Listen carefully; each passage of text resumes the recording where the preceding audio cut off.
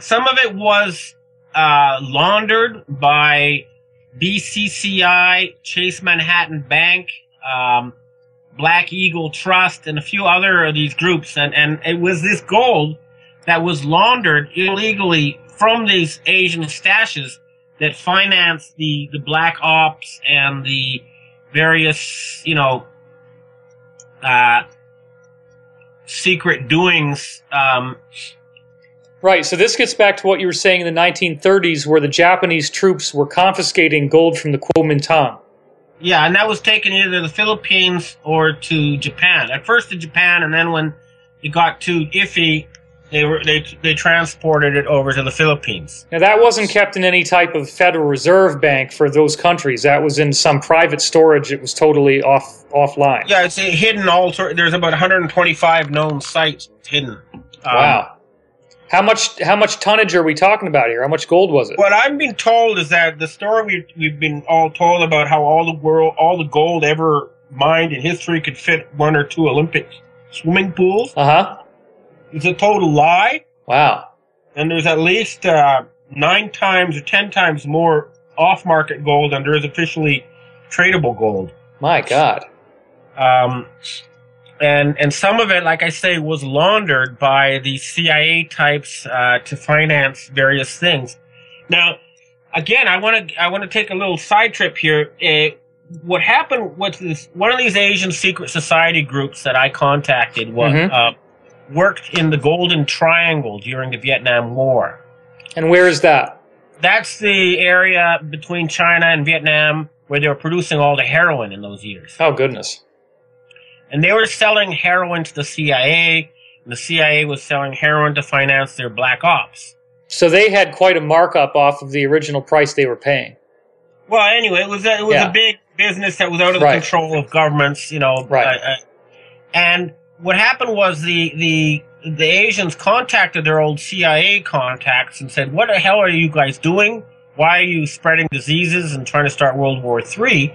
And a lot of those old CIA black ops types actually came forward and started helping us, which is kind of ironic, but still welcome, Well, maybe they're trying to avoid the hangman's noose or something, right? Well, also, I think they realized that they were being fooled into, by this fake anti-communism, and they didn't like being fooled and used, Yeah, I did speak to one guy who worked in the CIA and actually worked with one of the recent American presidents in cocaine smuggling. And he explained to me in quite some detail the rationale behind why they felt it was necessary to control the flow of cocaine. And they have all these rationalizations about, we don't want people to die from bad cocaine, and if we can control it, then we know exactly where it's going. These Swiss bank accounts, with all this money, Right, exactly. Which helps kind of lubricate your conscience a little bit, but still. Anyway, let's get back to the main flow. So in 1994, the Bretton Woods mandate expired. And you said it was a 60-year commission that was started in 1944. Yeah, it was a 50-year commission. 50-year, okay. And before that, they stole the money from the foreign holdings, the dollar holdings of the Soviet Union. I'm sorry, I want to ask you one dumb question, though. You're saying 1944, but it's my understanding World War II didn't end until 1945. Yeah, but the Bretton Woods Conference was in 1944. They already knew what was going to be the result. So, I see. Okay. That's just, that's open history. Bretton Woods is no big secret. Okay, no problem. So you said that the mandate expired in 1994 after 50-year term. Yeah, and it wasn't renewed because they said, hey, France and U.S. and Britain, you didn't modernize the world. You didn't keep your promises. Now, who's the they in this case? It would be all the other countries. Remember, there's like 200 countries or something that have sovereign rights still. So they would have to ratify the agreement to get it to renew. They'd have to sign off on it. So there's been no real agreement at the top of the global financial system since then. And so then the only reason why it hasn't changed any faster is they don't have the military muscle to do anything about this. Well, that's what part of it. And Clinton, President Clinton, he started. These guys were thinking, to hell with it, we're just going to start World War III and get ourselves out of this mess by killing everybody. And Clinton started off by allowing 100 times leverage, like gambling 100 times. So $1, you could buy $100 worth of tickets. Right.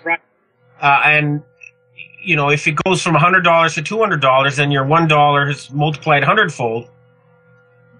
Anyway, they turned the financial system into extreme gambling.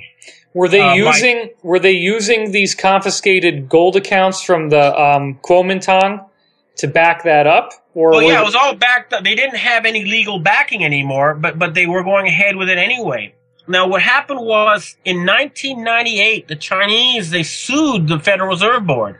They said, hey, you've got to give us back our gold. We have these contracts. We gave you the gold. It was 60 years is up. Give us back the gold. Why would they have waited 4 years? Why 1998? That was 1938 was when the 7 ships loads of gold was sent to the United States from China. Oh. Okay, there were many shipments, but this is in 1938, 7 battleships, U.S. battleships, evacuated Chinese gold from China to the United States to avoid it being taken by the Japanese. And they gave the Chinese all these Federal Reserve Board bonds promising to give the gold back in 60 years. Is there any recorded history of that, or is this all... Oh, yeah. Okay. The Chinese have elaborate documentation, which is why this whole lawsuit is taking place. Is any of that documentation public domain, though? Yet. It's all going to be there in that lawsuit, so it's public domain when it goes into the lawsuit. But, I've seen lots of pictures. I don't know, I'm not an expert in arcane bonds, but... Right, but as a financial journalist, you certainly had contact with economists. Would the average Western economist have known about these shipments in 1938? Yeah, sure. That would have been headline news. I'm sure if you went back to the newspaper archive, you'd find stories about it. Terrific. Okay, great. Okay, this is something you could find, because just go to an archive. I'm sure you'll find stories about Chinese gold being evacuated. So this was done by the U.S. military to protect the Kuomintang gold from the Japanese army. Yeah. Which was actually the Rothschilds. Well, let's leave that all stuff out for now. But the point is that in 1998, they sued the Chinese owners of the gold, sued the Federal Reserve Board and said, give us back our gold.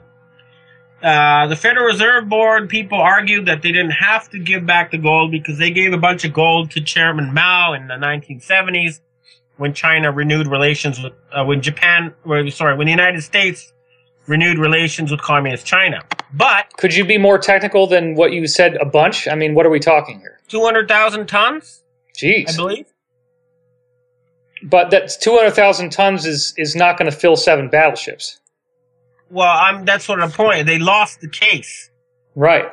The International Court of Justice said, you guys have to give back the gold you took.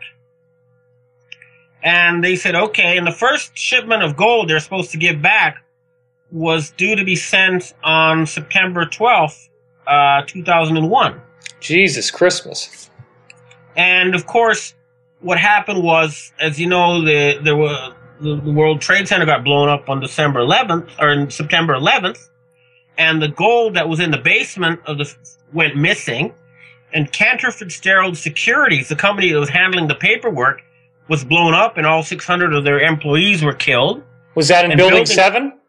No, this was the World Trade Center building. Oh, okay. And the Building 7, where the Treasury Police and all these people was blown up, and all the paperwork there was blown up. And basically they said, we're not giving back the gold. So it leads one to reason that if charges were placed in the World Trade Center when it was constructed, I believe it was constructed in the 70s, right?